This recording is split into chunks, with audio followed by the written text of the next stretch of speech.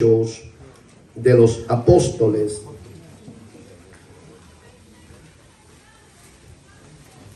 Hecho de los Apóstoles. Y quisiéramos hablar el tema, el sufrimiento de un obrero. Ese es el tema, el sufrimiento de un obrero. Capítulo 20, verso 23.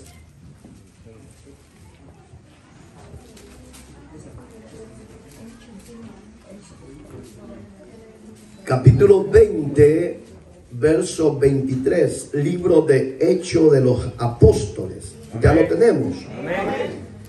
Salvo que el Espíritu Santo por todas las ciudades me da testimonio diciendo que me esperan prisiones y tribulaciones. Pero de ninguna cosa hago caso, ni estimo preciosa mi vida para mí mismo, con tal que acabe mi carrera con gozo y el ministerio que recibí del Señor Jesús, para dar testimonio del Evangelio de la gracia de Dios. Amado y buen Dios que estás en los cielos, en esta hermosa hora te damos gracia, porque tenemos mucho que agradecerte, Señor, cada día, cada segundo. Y nos has permitido, Señor, en esta tierra convulsionada de maldad, ser el pueblo elegido, escogido de parte tuya.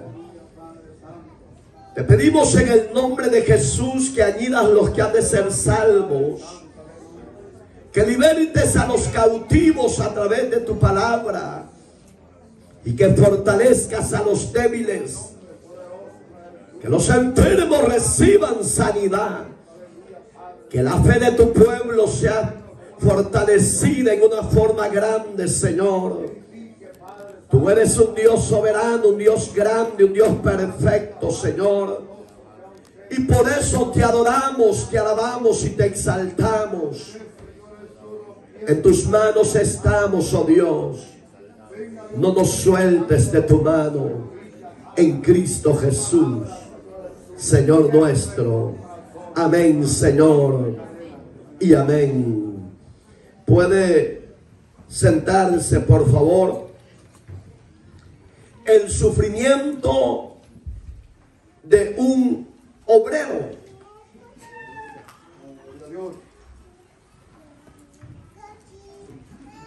En la vida secular, nadie quiere sufrir. Todos quieren ser prósperos y ser bendecidos. Y no es malo el no sufrir y el ser prosperado. Lo malo es que te aleja de tu Creador. Porque si no tienes sufrimiento, si no tienes escasez de nada, no te vas a acordar de Dios, porque vas a tener todo a tu favor. Cuando el hombre de Dios y la mujer de Dios somos llamados de la sociedad en la que vivíamos, muertos en nuestros delitos y pecados, afanados en los quehaceres del mundo, cuando Dios se nos aparece y nos traslada de esa vida de falsedad y de engaño y nos traslada al reino de la luz de su Hijo amado, hay un proceso de un cambio en la vida del hombre. Y aunque no queramos tener un proceso de un cambio, de un proceso de sufrimiento por causa del Evangelio de Cristo, tenemos que pasar hambrunas, tenemos que pasar momentos de frío, tenemos que pasar momentos de escasez de alimento, nos olvide la benevolencia de nuestro Dios, la gracia inconcebible de Dios para con nosotros. En ese proceso de ese llamado, hay multitudes a nivel de la tierra que no quieren pasar sufrimiento. Pero el verdadero creyente, el verdadero hijo de Dios, tiene que ser procesado en todas esas áreas para que no se le olvide que de Dios hemos recibido la vida, el soplo de aliento de vida, hemos recibido la fuerza, hemos recibido abrigo, hemos recibido alimento y perdón de nuestros pecados. No podemos olvidar la grande bondad de Dios. Pero lastimosamente en los altares, en los púlpitos, se nos predica que si usted está en tribulación o en prueba o está en enfermedad es porque usted está en pecado. Y no, mi hermano, porque los procesos y las enfermedades, si es propósito de Dios, no es porque estás en pecado, sino porque Dios tiene un llamado contigo, y en ese llamado Dios va a moldear tu vida al carácter de su voluntad. Entonces no es porque estés en pecado. Y si estás en necesidad financiera, también te dicen que porque no está Dios contigo. Eso es una gran falsedad también, porque Dios es el dueño del oro y de la plata, y nuestro Dios es un Dios permisivo que permite la escasez financiera para que tú busques su rostro. Jesucristo dijo en Mateo 6:33, buscar primeramente el reino de Dios y su justicia, y las demás cosas os serán añadidas. Digamos que la escasez financiera te hace recordar que allá arriba en su trono está tu Padre, está tu Dios, está aquel dispuesto a extender su brazo y sacarte de la miseria, de la prueba que estés pasando. La vida del apóstol Pablo es un hombre ejemplar, un ministerio que deja anodados e impactados a muchos. Desde su inicio del llamado, este hombre que antes se llamaba Saulo fue aborrecido, fue perseguido y fue procesado en tribulaciones adversas. Pero los ministros de hoy no queremos sufrir. La iglesia del cuerpo de Cristo no quiere sufrir, porque dicen que cómo es que van a estar en esas condiciones si son un hijo de un Dios soberano. Sí, la soberanía de Dios no se aparta de ti, pero en esos momentos difíciles, ahí no te va a dejar el Señor. Ahí Dios andará contigo. Saulo a los 13 días fue perseguido para ser matado. Entonces tu vida y la mía no somos indispensables de no ser procesados en eso. Si Dios permitiera algo similar a la vida del apóstol Pablo, estamos capacitados, estamos preparados, porque la presencia del Señor no se apartará de nosotros. La palabra nos enseña en Mateo 28:20, he aquí, yo estaré con vosotros todos los días hasta el fin del mundo. Si Dios permitiera algo similar a la vida del apóstol Pablo, de seguro que la presencia de Dios irá con nosotros. Aleluya. Miren, hermanos, muchos anhelan el obispado, el ser obrero, el ser pastor. No es malo. Dice que el que anhela obispado, buena obra desea. Pero que el obrero, dice, sea aprobado por Dios, no por los hombres. Y hoy ese es el problema, hermanos, que muchos ministerios no son aprobados por Dios. Los hombres lo aprueban por una división, por familias descontentas, por familias que no quieren sujetarse a la voluntad de Dios. Y la mayoría del ministerio están en el aire porque no tienen solidez, no tienen seguridad, no tienen firmeza. Pero yo veo la vida de Pablo. Si usted la ve, esta era una carta de despedida. Pero él les empieza a hacer un recordatorio. Porque acuérdense que más para atrás el profeta Agabo, de este mismo libro, agarró el cinto. Antes los hombres de Dios usaban cintos de cuero o de tela. Hoy nosotros los cintos que comúnmente conocemos son los cinchos. No puede venir alguien como que está en la época de los profetas del Antiguo Testamento o de los apóstoles de la iglesia primitiva que van a salir con todo eso. No, hermano, Dios es ordenado en cada generación. Yo he conocido de iglesias diferentes que unos aparecen con cintos rojos aquí, parecen indios masónicos.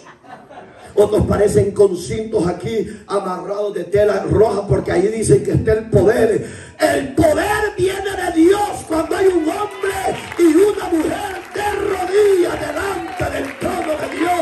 No radica en telas.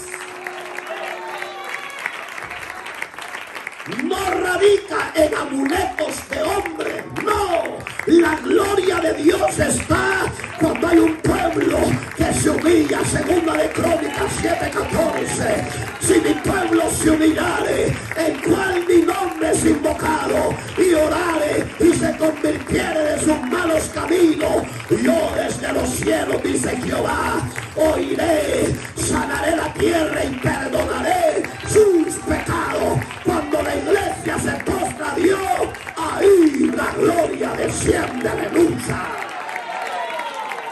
No está en amuletos. Como 5 o 10 años atrás, los ministerios apostólicos, proféticos, que se quitaban el saco y lo tiraban porque decían que ahí iba la gloria de Dios. Falsedad y filosofía de hombres. Ahí no radica la gloria de Dios. Radica cuando hay un corazón contrito y humillado delante de Dios. Amén, hermanos. Aquí era una carta de despedida, porque el profeta Agabo agarró, dice Hechos de los Apóstoles, más atrás, claro, agarró el cinto y se lo puso al apóstol Pablo. Y oiga qué terrible la profecía. Agabo no sabía que era ese cinto de Pablo, pero se lo agarró y lo dice que lo empezó a atar de aquí para abajo. Y dijo el Señor: al dueño de este cinto, así harán con su vida cuando descienda a Jerusalén. Claro, no fue una profecía que era apetecible a los creyentes de esa época, ni al apóstol Pablo. Claro que lo entristeció, pero él dice que estaba dispuesto a dar su vida por causa del evangelio. Mire, hombres ceñidos, preparados. Hoy no, si hoy viene un loco y nos dice que nos va a matar, salimos a la carrera. Que maten al otro, pero yo me voy. Pero el hombre que ha sido llamado por Dios no le tiene miedo ni a la muerte. Porque Cristo dijo en Mateo, el Evangelio de Mateo dijo: no temáis al que mate el cuerpo, antes bien temer a mi Padre que está en los cielos, porque Él tiene el poder para sacar tu alma del lugar de tormento. Alabado sea Dios. mujer de Dios no le tiene miedo a la muerte, porque tiene que estar preparado su vida con Dios. ¿Y cómo se prepara? Buscándolo, adorándole, sirviéndole, consagrándose. Hay cristianos de temporada, y ese es el peligro, que la iglesia se quede. De los altares, los ministerios proféticos de apostasía han lanzado, ya lo tiraron de 10 años atrás, más quizás 15 o 20 años. Empezaron a decir que la iglesia de Cristo se queda en la tribulación. Y hay muchos rabinos que ya se unieron a esa falsedad. A mí Dios me enseña. A mí Dios me enseña en el libro de Corintios, capítulo 15, del 51 para abajo. Oiga las palabras de Dios a través del apóstol Pablo. En un abrir y cerrar de ojo, a la final trompeta, los muertos en Cristo resucitarán primero. Si yo vivo el evangelio, si yo vivo haciendo la voluntad del que me llamó, Dios no me dejará ser tentado más donde yo no pueda soportar. Por tanto, iglesia amada, ya no juegues con la salvación. Esfuérzate, sé valiente, santifícate y vive para Dios el evangelio de Cristo. Y tienes promesa que antes de que la gran tribulación entre, seremos arrebatados. Si usted se queda, no es porque Dios le falló, es porque usted se acomodó y se apartó de Dios. Pero no es porque Dios lo vaya a querer dejar, es porque usted vivió conforme a los deseos de la carne. Pero aquí, gracias a Dios, que son los espirituales, sabemos. Cuando al siervo Pablo le dan la profecía, todo el pueblo dice, fue compungido, fue redarguido, fue tocado, fue quebrantado, lloró. Y le decían, Pablo, si ya oíste la voz del Señor, no desciendas, no bajes, por favor, quédate con nosotros. Mejor irte a Iconio, mejor vete a otra iglesia, Macedonia, vete a Filipo si quieres, Pablo. Y le dijo, no me hablen así porque me están entristeciendo. Mi vida no es mía, le pertenece al que me llamó. Y no solo estoy dispuesto a seguir con vida, si al Señor le place dar mi vida por causa del llamado, yo estoy dispuesto a morir por ese llamado del Señor. Qué linda promesa de ser fiel a ese Señor. ¿Habrá fidelidad en nosotros o media fidelidad? Porque eso es, allí se ven los procesos del sufrimiento del obrero de Dios. Pero muchos queremos estar solo en banquetes de ricos, de millonarios. La mayoría de ministros ya no se sientan en restaurantes chafitas, solo en restaurantes de fama. El verdadero ministro se tiene que ser sencillo, humilde. Tiene que sufrir. Porque si no hay sufrimiento, no hay gloria. Y si no hay gloria, no hay presencia de Dios. Por eso que la tribulación a usted y a mí no nos aleja de Dios, nos acerca a Dios y nos hace ver su gloria. Gloria como el unigénito del Padre, lleno de gracia y de verdad. Esa gracia de Dios no se ha apartado de nosotros. Pero si no hay gloria, no puede haber presencia de Dios. Pero yo no quiero que la gloria de Dios se vaya, yo quiero que la gloria de Dios se quede. Yo soy bien inquieto, hermano, yo no me puedo quedar aquí. Es que siento algo como que me quema. Entonces empezaron a hacer cuestiones al apóstol. Pero ahí es donde no quise leer todo eso, pero lo vamos a leer en el proceso del mensaje. Porque Pablo había sido tan fiel que nunca se cansó de dar testimonio de quién era Jesús en su vida.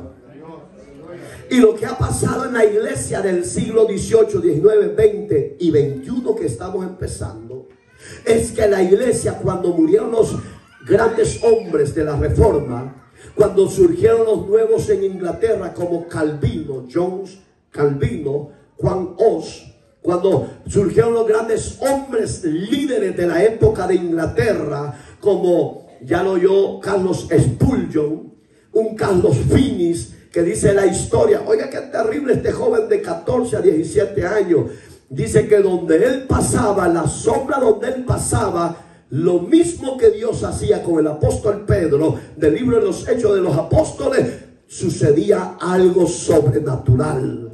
Dice que la gente era compungida y caían rendida a los pies de Cristo, con un joven llamado Carlos Finis. Digamos que estos hombres empezaron a ver la gloria de Dios en el mover de su ministerio. La gloria de Dios se ha detenido porque la mayoría de obreros son fraudulentos, charlatanes, apóstatas, rebeldes, amadores de sí mismo, amadores del dinero. Dios no quiere que ames al mundo, Dios no quiere que ames la plata, Dios quiere que lo ames a Él sobre todas las cosas, y la gloria de Él descenderá de nuevo, y los ciegos verán, los sordos oirán, los cojos caminarán, correrán, porque Dios usará la vida de aquel ministro cuando viva en santidad. Entonces Pablo no era cualquier ministro, no era cualquier pelagato, hermano. Hoy cualquiera se proclama pastor y profeta, pero el profeta y el pastor tiene que ser probado en el llamado de Dios. ¿Y cuál es la aprobación? Ser procesado en las pruebas, en la abundancia y en la escasez. Pablo decía, estoy acostumbrado a tener y estoy acostumbrado a no tener. Estoy acostumbrado a estar en lo caliente como a estar en lo frío. ¿Quién de nosotros ha sufrido eso? Han sido pocos. Pero ayer en esos pocos Dios se mueve. Oiga qué linda la misericordia de Dios. Que ponete las pilas, aguado.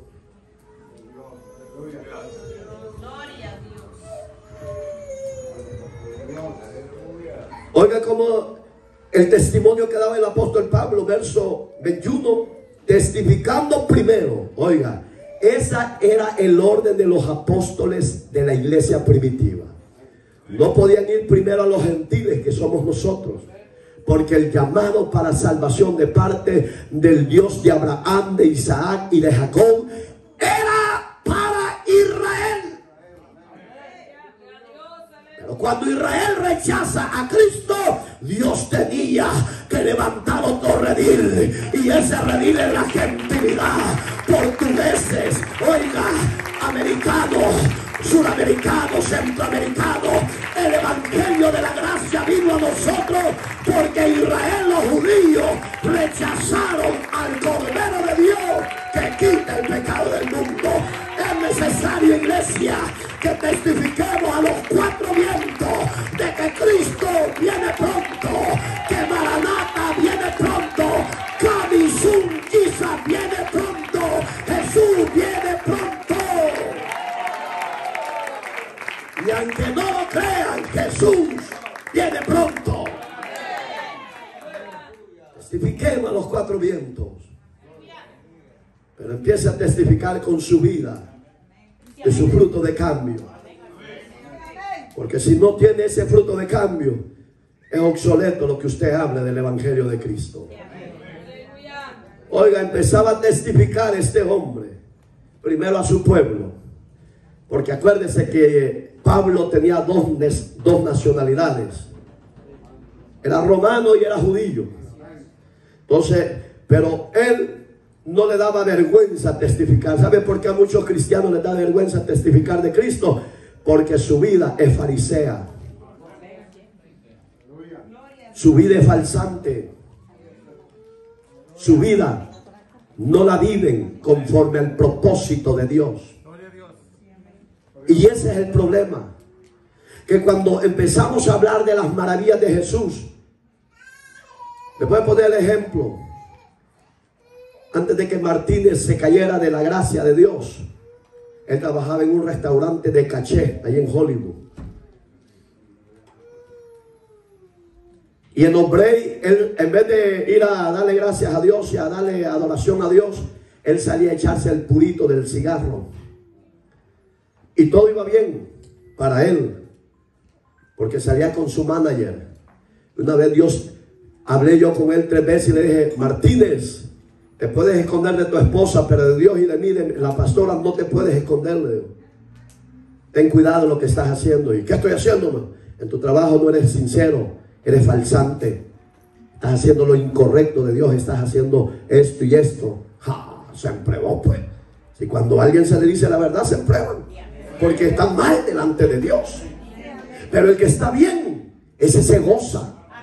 Sabe que la exaltación no es de muerte, sino para que ese hombre y esa mujer se vuelva a Dios. Y de repente Dios tenía que usar a su propio manager. Y yo le dije: Señor, yo ya le di el mensaje 2 veces. No quiere cambiar. ¿A qué vas a hacer? Yo no lo sé. Pero en un break que sería uno de los dos, de repente le dijo: hey, Martínez, dígame, jefe, le dijo, ¿no me has dicho que sos diácono de la iglesia, que sos servidor de la iglesia? ¿Cómo es que estás conmigo aquí a la par echando humito? Le dijo. Esa fue bofeteada terrible. Fue un gancho al hígado. Pero Dios tenía que usar el medio humano para que ese hombre recapacitara. Entonces, hermano, si usted no obedece a la voz de Dios a buenas, Dios va a usar otro medio. Entonces, antes de que ese medio se vaya a usar mejor, enderezcamos lo torcido, pongámonos en la brecha, sirvamos a Dios, honremos a Dios, seamos fieles a Dios y empecemos a testificar de la grandeza de Dios que ha hecho en nuestra vida. Porque Pablo le decía: acuérdense que yo era fariseo de fariseo. Acuérdense que yo era injuriador de la iglesia del camino. Yo los perseguí, acuérdense. Pero hoy mírenme a mí.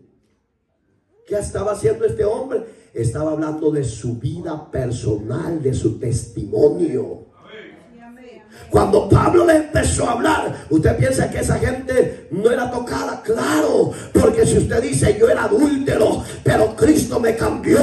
Yo era borracho, pero Cristo me cambió. Yo era golpeador de mujeres, pero Cristo me cambió. Yo era mal hablado, era obsceno, pero Cristo me cambió. Si Él me cambió a mí, ¿por qué no te va a cambiar a ti? Digamos que tu vida habla en Jesús. Pero cuando queremos hablar grandeza y nuestra vida está lejos de la gracia, es bien difícil. Entonces ahí es donde Pablo empieza a hablar de primero a ellos y después entra a los gentiles, que somos nosotros, y les decía acerca del arrepentimiento. La palabra arrepentimiento significa regeneración, un cambio. La gente que no cambia es porque no ha tenido un verdadero arrepentimiento. Solo ha pasado de emoción, de ilusión, porque pasó la multitud. Voy a pegar yo a ver qué acontece. No, usted, cuando el predicador, quien sea que llame al arrepentimiento, si el Señor lo está tocando, lo está redarguyendo, no se detenga, levántese y camine, porque algo va a suceder. Pero cuando usted viene para ver qué acontece, no va a acontecer nada, porque usted viene por emoción. Y el evangelio no es por emoción, el evangelio es convicción personal. ¿Usted tiene convicción personal? ¿Usted tiene un verdadero arrepentimiento? Con los 4 piojosos. arrepentimiento para con Dios, oiga, y de la fe de nuestro Señor Jesucristo. Digamos que si tu fe y la mía no está fundada en Cristo, es una fe muerta. Cristo dijo, si tuviera fe, en el libro de Mateo, como este grano de mostaza. Oiga, si usted ha estudiado las diferentes semillas, yo no soy estudioso en esas áreas, pero soy curioso. Es la más chiquita de todas las hortalizas que Dios ha dejado a la tierra. Pero cuando esa se siembra y nace, es la más poderosa, la más grande. Por eso, iglesia amada, tenemos que tener fe en nuestro Señor Jesucristo, que Él te sanará del cáncer, que Él te sanará de la leucemia, que Él te sanará de la gastritis, que Él te hará libre de toda peste destructora. La fe en el Hijo de Dios mueve la mano de Dios a su nombre. Esa fe quiere Dios que la tengamos activa. Y él le dijo, Jesús le dijo, si esa fe fuera como el grano de mostaza, le dice a este sicómoro que desarráigate y plántate en el profundo mar de Santa Mónica, lo va a hacer el Señor. ¿Sabe por qué? Porque no eres tú hablando, es Dios hablando a través de ti. Y cuando Dios usa una vida, algo sucederá en aquella vida. Es la fe que liberta al drogadicto. Es la fe que liberta al pandillero. Así como lo oye, es la fe en el Hijo de Dios que liberta a los narcos. Por si usted no lo cree, hay muchos mexicanos que eran narcos y hoy son predicadores para la gloria de Dios. Porque no es una fe cualquiera, es la fe en el Hijo de Dios como Señor y Salvador de su vida. Es la fe la que liberta a la prostituta, al homosexual. Es la fe en el Hijo de Dios. No es otra fe. Es la fe en el autor de la vida. Si usted va a invocar y tiene fe en X imágenes, esa fe es muerta. Usted tiene la fe verdadera. Yo le pregunto, ¿qué le pasa para que esté achicopalado, pues? Para que esté cara de muerto. No, es la fe viva que se mueve en usted. Testifiquemos de esa grandeza de ese Dios. Que tu vida haya tenido un genuino encuentro con Dios. ¿Tienen calor o tienen frío? Ay, si no ya...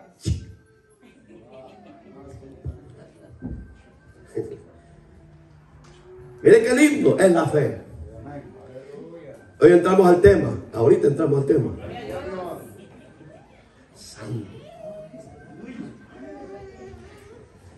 Salvo que el Espíritu Santo por todas las ciudades me da testimonio, diciendo que me esperan prisiones y tribulaciones. No, si hoy Dios le habla al pueblo de eso, o le habla a un ministro, vayámonos a los ministros, a los pastores. Si Dios hablara así, lo primero que dicen los ministros, eso no es de Dios, eso es del diablo. Yo lo reprendo, sáquenme a esta. No, si Dios habla de diferente manera y como a Él le place. Dios no va a hablar como a usted o yo queramos. Dios nos va a hablar como Él quiere que oigamos su voz. Porque la mayoría de ministros en la iglesia quiere oír, te voy a prosperar, te va a ir bien, te voy a proveer la casa del año del sueño. Esas profecías no vienen de Dios, y se lo digo ante Dios bíblicamente. Esa clase de profecías vienen del diablo para confundir a la iglesia que espera a un redentor santo, santo, santo. Esa clase de profecía endulzan el oído y el paladar de la iglesia y de los ministros. Y dicen, esa es la profecía del Señor. No, no te vaya a pasar como lo de Jeremías. que el rey y sus servidores, sus súbditos, sus autoridades querían oír una profecía dulce, agradable. Y por eso que aparecían los profetas falsos y le dije, no te preocupes, rey, que no va a acontecer nada, todo está bendecido. Y Jeremías bravo le dice, si Jehová no ha hablado, no se va a cumplir, le dijo. Pero si Jehová ha hablado, rey, y todos ustedes, de cierto, van a morir. Y dice que el rey se enojó. Lo métanlo preso. Y déjenlo que no coma ni beba. Porque al hombre cuando Dios lo reprende no le gusta. Se emprueban, se enojan, se van. Y el problema no es el ministro ni el ministerio. El problema son ellos que no quieren dejar la sinvergüenza del pecado. No quieren dejar la mujer ajena, el hombre ajeno. No, Dios es celoso y es santo. Dios va a hablar al pueblo para que el pueblo se enderezca. ¿A ti te gusta que Dios te hable? A mí me encanta que Dios me hable. Porque si no me hablara y me deja mis caprichos, me voy a perder. Perdida la cabra de Heidi, perdido usted, ¿a dónde van a ir a parar? Ahí voy a mandar al pastor Adán y que a ver si las haya, pero porque si no es pastor no le van a oír la voz las ovejas. No le van a obedecer, pues. Porque Cristo es el pastor de los pastores, pero Él dejó pastores físicos para que las ovejas le obedezcan y le sigan. Oveja santo. Porque este es bien breitán para esta es coqueta. ¿Cómo está? Bien, pastor.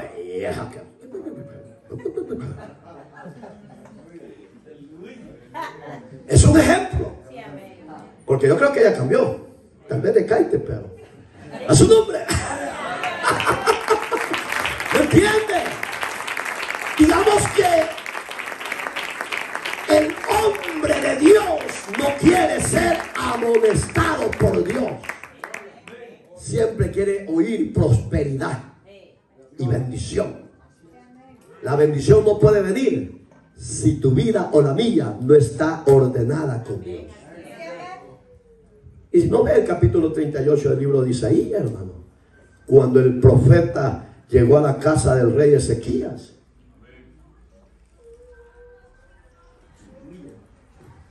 Le dice Isaías, ve a la casa de mi rey, le dijo, y dile estas palabras. Lo vas a amonestar porque no ha enderezado su caminar conmigo. Su reinado se ha salido del propósito mío. Y le vas a decir que si no ordena su casa de esa enfermedad, va a morir. Oye, esa clase de profecía ya no existen.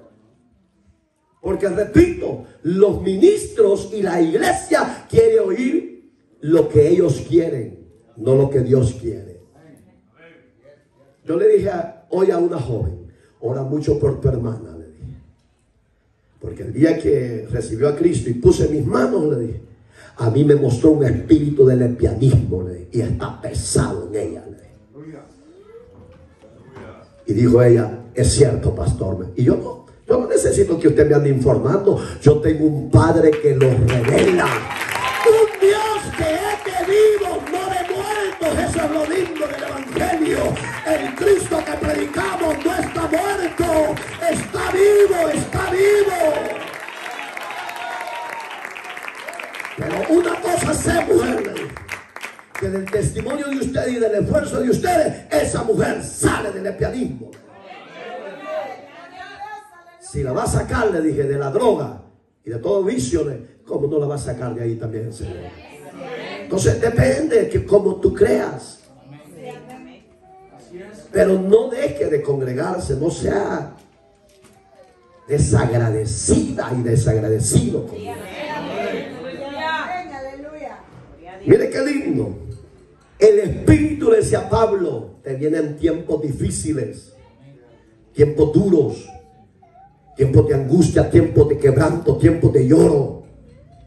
Si yo le contara la vida mía, usted me ve aquí bien presentable, no porque yo invierte en esto, a mí me lo envía Dios. En este aniversario no, me puso puño de traje. ¿Cuál querés? Pau. No, hombre, si por en vida tengo que usarlo, si ya muerto ahí queda, pues. ¿O no? Por eso usted no anda haciendo ahorritos porque va a quedar para el diablo. El dinero que tiene, disfrútelo en vida con su esposa, con su esposo, con sus hijos. Porque cuando estire los caites, hasta ahí llegaste, papito. Cuando estire los caites, viejita, hasta ahí llegaste. Haga tesoros en el cielo. Por eso es que Jesucristo dijo en Mateo 12:10: de la abundancia del corazón habla la boca. No hagamos tesoros en la tierra, iglesia. Hagamos tesoros en el cielo. Que tu vida y la mía sea más que agradecida, más que obediente, más que fiel al Señor. Porque Dios nos sacó de donde nadie nos podía sacar. Venga lo que venga, que eso no te robe el gozo de la salvación. Los verdaderos ministros tenemos que ser procesados como la vida de Pablo. Los verdaderos pastores, examínate, obrero de Cristo, si eres o no eres buen pastor. Pero si no pasas tribulaciones y sufrimiento, no sé si Dios te llamó o te pusieron los hombres. Vuelvo a Isaías. Cuando el rey oyó eso, ¿cree que se quedó contento? No, se empregó. Pero el hombre de Dios no quedó a decirle: disculpame, perdóname, rey, es que yo no quería decirte esto. Ay, ¿me entiendes? Isaías, rey, le dijo: no, le dijo, el Señor me dijo esto y ya me voy, que Dios te guarde y te bendiga. Pero hoy no. Hoy, para que le sigan abriendo las puertas, yo claramente le digo a los que me invitan: invite a otros predicadores. Yo no soy de aquellos pastores que por unas cuantas monedas, si va un puño de viejas adúlteras y viejos adúlteros, les voy a decir, les va a ir bien. No, sin vergüenza les digo de un solo. Así de un solo. ¿Para qué voy a ir a darle palmadas si el pecado está enraizado en el alma? Así de sencillo. Y empezó y se fue. Pero ese hombre han quebrado, batalló y de todo. Y ¿quién es este hombre, Isaías? Y no me respeta, que soy el rey, dijo. Pero tiene razón, dijo. Mejor no peleo con él, mejor voy a Dios, dijo. Allá fue a pelear con Dios. Porque cuando empezó a decirle: Padre, acuérdate, es un reclamo. Pero Dios le entendió. Apaga esa chicharra, los que están. ¿Es cierto? Dios. Como que les dije: váyanse para el baño. Oiga, hermanos, digamos que Dios, cuando tiene un mensaje para alguien, recíbalo. Le guste o no le guste oír la voz de Dios, exhortación o consuelo o disciplina, oiga la voz de Dios. Porque si Dios permite la prueba, también con la prueba caerá la salida. Por eso yo digo y sostengo: a los que están en prueba y son perseverantes, viene la victoria de parte del Señor. Y se oponga quien se oponga, Dios lo va a apartar, porque tú eres y yo soy, tus hijos y mis hijos son príncipes del Señor de los señores. Aleluya. Dios va a apartar todo lo que se está oponiendo.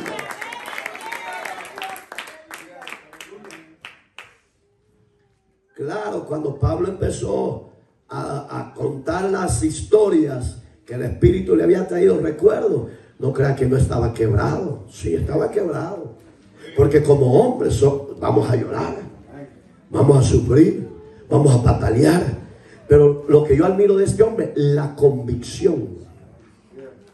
Oiga como dice el verso 24: pero de ninguna cosa hago caso, Usted cualquier cosa que ve, ay, ya no voy a ir porque nadie me saludó. Ay, me voy porque hasta los pastores bien orgullosos, si supieran que andamos bien cargados. Ay, son ovejas resentidas y caprichosas. No. Pero eso no te tiene que desmotivar, porque Pablo, cuando oyó la voz de Dios, él dijo: yo no hago caso a eso, estoy dispuesto a acabar mi carrera, mi llamado. Yo lo tengo claro, iglesia.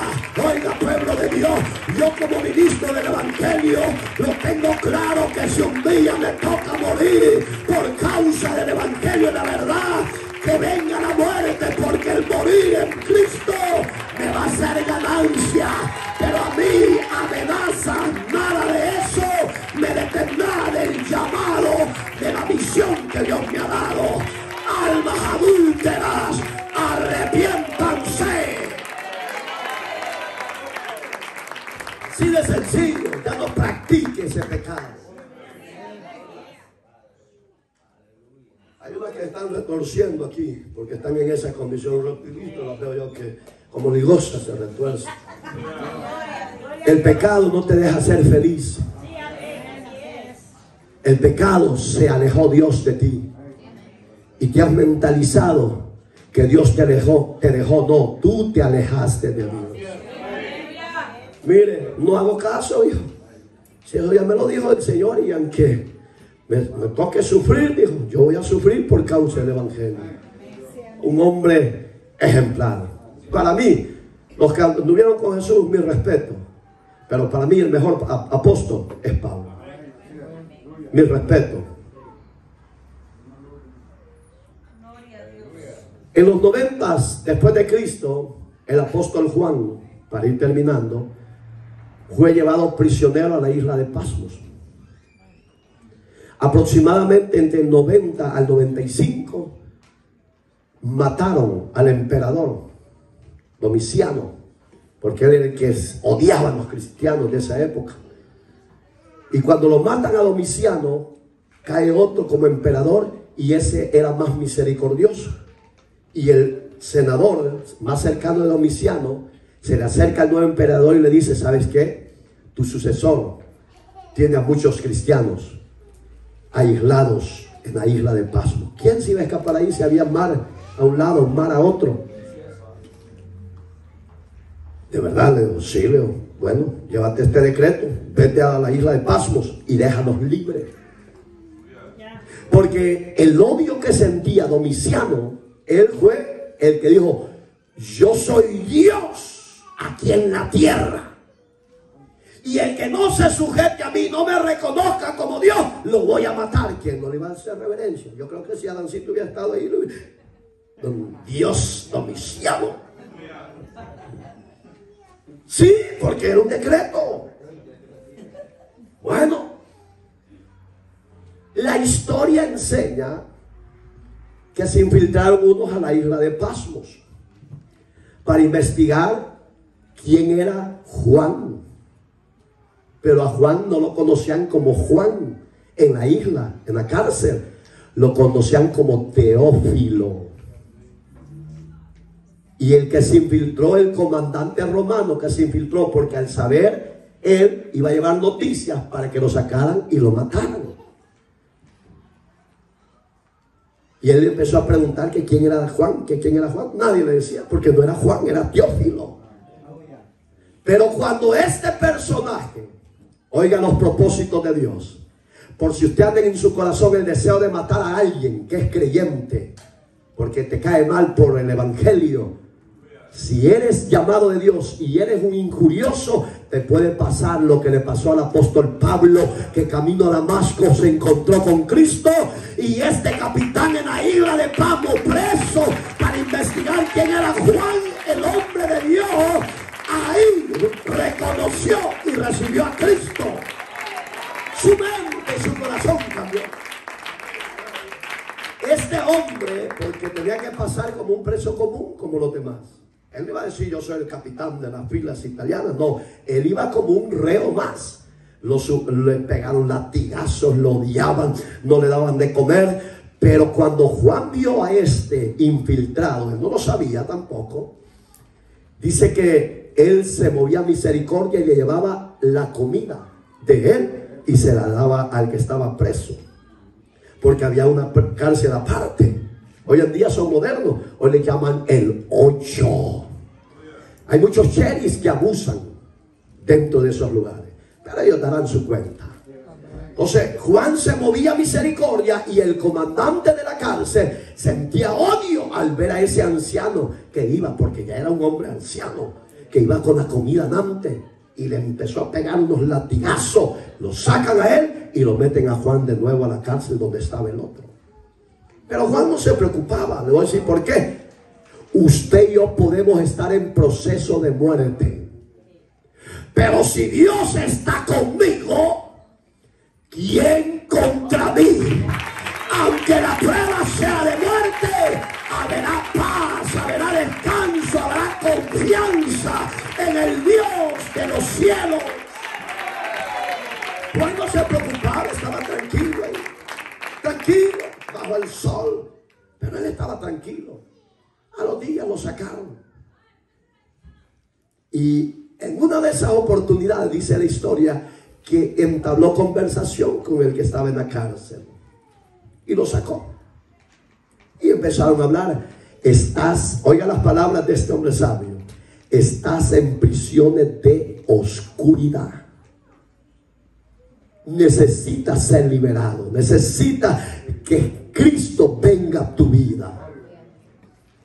Y dice que ese hombre, con esas palabras, ¡pum!, abrió su corazón, recibe a Cristo y hubo el cambio.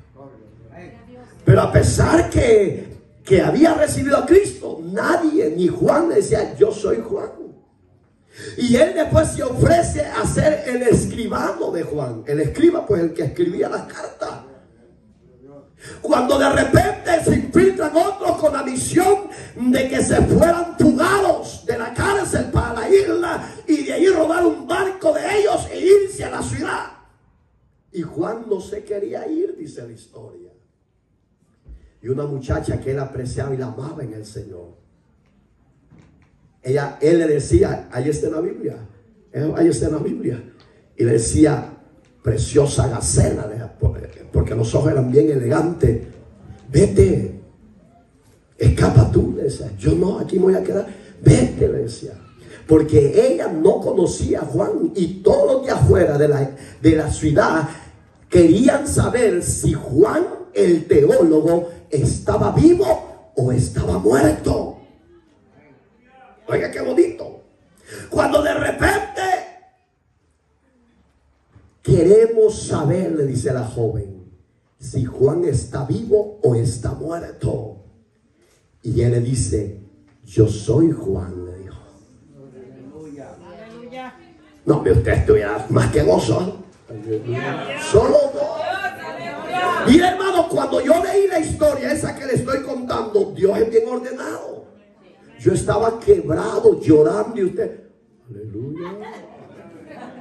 No, usted hubiera pegado un grito de júbilo diciendo: alabado sea Dios, porque Dios preserva tu vida y la mía más allá de lo que el diablo quiera hacernos, porque Dios es tu Padre.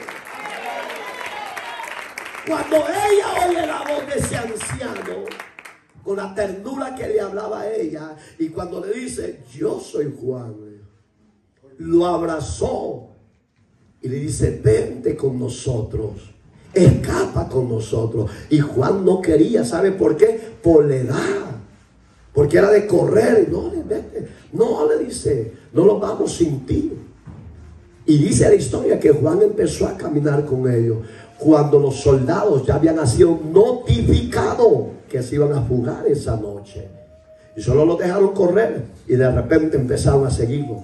Unos cayeron en el camino a flechazos, y el que había, oiga, el propio escribano de Juan, lo alcanzó una lanza y ya no pudo correr normal. Y Juan, al ver eso, se detuvo. La jovencita y el otro que iba con ella le dice: vete, yo los voy a desviar, les dijo, para que ustedes avancen. porque al fin y al cabo yo ya no puedo correr. No, te vamos a esperar. No, vete, Juan, vete con ellas, vete con ellos. Cuando el joven empieza a correr el camino equivocado, los soldados romanos lo empezaron a ver y pensaron que ahí iban la mayoría. Ellos empezaron a caminar. Ellos que llegan a la orilla de Pasmos, a la playa de Pasmos, cuando los rodearon los soldados. Oiga, qué linda historia. Que esa historia, los creyentes de hoy en día se les ha olvidado.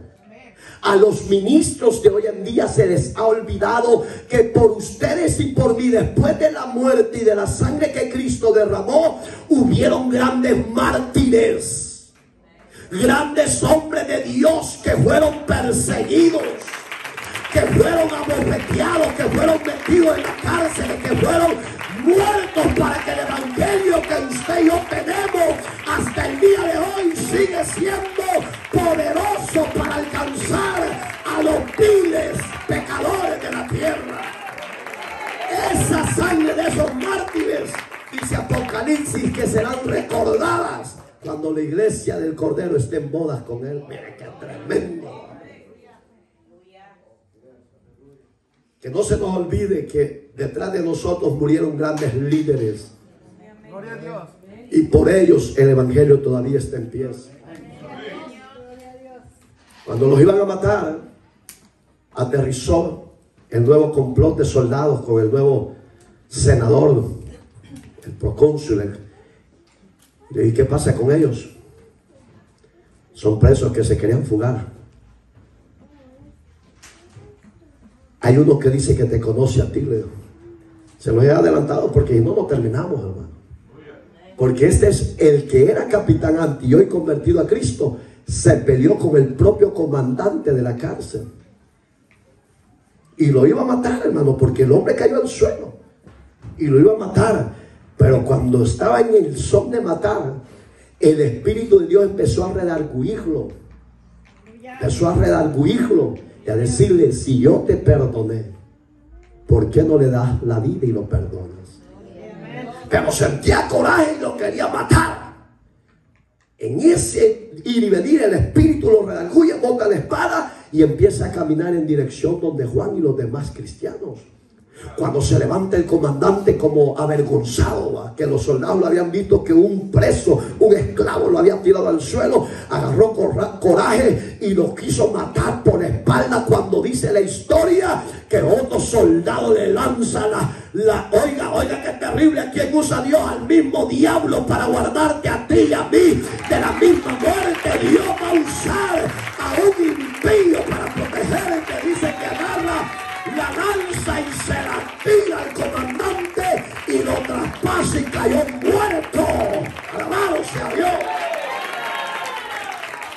Los verdaderos obreros sufren, pero hay una victoria en el valle. No sufrir, porque yo no estoy hablando de mí, estoy hablando de este hombre.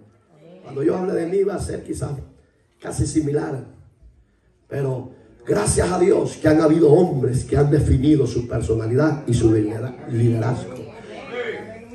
Entonces, no hago caso ni estimo preciosa mi vida, dice, para mí mismo, con tal que acabe mi carrera con gozo, el ministerio que recibí del Señor Jesús, para dar testimonio del evangelio, dice, de la gracia. No hay otro evangelio, hermano, tan perfecto, tan lindo, tan bello como el de Jesús. Han habido tantos evangelios, tantos líderes fundadores que se han levantado con doctrinas erráticas de demonios. Mire, hermano, hay 4 religiones sextas a nivel mundial, grandísimas. No son iglesias, son sextas. Iglesia es aquella que se guarda y hace la voluntad del Señor. Usted y yo tenemos que ser esa verdadera iglesia. Los musulmanes, los católicos, el hinduismo, los de Mahoma, hermano, son las sextas más grandes a nivel del mundo. 4. Entre ellas está la iglesia universal. Pero la verdadera iglesia somos nosotros. Que si se levanta algo contra ti, que tengas bien fundada tu fe en el autor que es Cristo. Y que nada de eso te aparte de seguir y avanzar, de creer y adorar y de servir a Cristo de la gloria. Que nada de eso te robe lo que Dios te ha dado. Yo por eso que cuando he leído la historia más de 6 veces porque a mí me impacta. Hay diferentes autores de la historia de la iglesia, pero hay una que es preciosa. Pero cuando usted lee, su fe se alimenta y crece. Pero cuando usted no lee ni la Biblia, ¿cómo va a crecer? Su fe es de cucaracha, hermano. Pero vamos a orar para que ya no se enoje.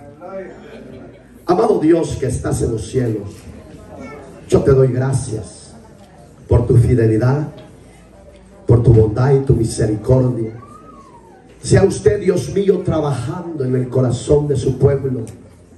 Y aquellos, Padre, que se ausentan por la exhortación que nos das a través de tu palabra, ayúdalos.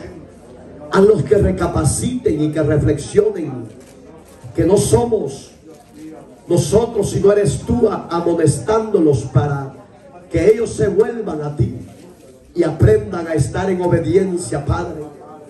Yo te pido, Señor, por la iglesia que compraste a precio de sangre a través de tu Hijo a nivel mundial, que tú la ordenes, la limpies, la santifiques, la restaures y que nos ayudes a vivir ese evangelio de la gracia, del evangelio de tu voluntad.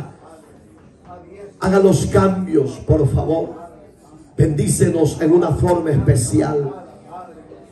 Yo te presento a los caídos de la gracia para que les dejo una segunda oportunidad, que se levanten, que se reconcilien contigo. Y aquellos que no te conocen, que abran su corazón y te reciban como Señor y Salvador. Que tu Espíritu Santo se encargue de enviar esa palabra, Señor, y los llames al arrepentimiento. Gracias te damos, eterno Dios, por tu fidelidad, por tu misericordia. Así con los ojos cerrados, medite. Si usted como iglesia está pasando un proceso, una tribulación, un sufrimiento, gócese. Espere en el Señor, no se desespere, que Dios sabe pelear y hacer misericordia. Pero habrá alguien en medio de nosotros que se quiera reconciliar. Salga de su silla, tenga el primer paso de fe, que es salir de su silla y venir al frente a decirle a Jesús: aquí estoy. Varón y hembra, este llamado es para nosotros, los que conocemos de la gracia y nos hemos enfriado, hemos dejado de creer en Dios por las pruebas, por las tribulaciones, y nos hemos apartado. Y hemos dejado de orar, y hemos dejado de leer su palabra, y hemos dejado de congregarnos, y hemos dejado de consagrarnos a Dios. Para usted es ese llamado. Jesús lo está llamando. Venga, no endurezca su corazón, ábralo, crea a Jesús, que hoy es el día que Dios ha hecho para que usted venga y se reconcilie con Él. Dios bendiga a los que han pasado. El llamado es para ti, hermana, para ti, hermano. Para usted que está en las redes sociales es el llamado. ¿Qué espera? Venga Jesús. Él te quiere liberar. Él quiere romper las ataduras, las cadenas. Él te quiere hacer libre. Así como Pablo fue quebrantado, lloró. Eso no lo leímos, está en la parte final de ese libro, de ese capítulo. Dice que todos lloraron la partida de ese hombre de Dios. Cuando tú partas, o cuando yo parta, habrá llanto, habrá dolor por tu partida, o qué dirán los demás. Pero esperamos Que dejemos buenas huellas para que la gente se recuerde de usted y de mí, que somos hombres y mujeres de Dios, que no le tenemos miedo a la circunstancia. Padre, yo te doy gracias por los que han pasado. Usted que está a la distancia y se quiere reconciliar o aceptar, dígale: Señor Jesús, te doy gracias por la vida que me has dado. Te doy gracias por la salvación que nos has concedido. A usted, Padre, sea la gloria por siempre. Yo te doy gracias porque enviaste a Cristo a morir por mis pecados. Perdóname, límpiame con tu sangre, escribe mi nombre en el libro de la vida. Si hiciste esa oración, Dios te bendiga. Sigue adelante, damos la gloria.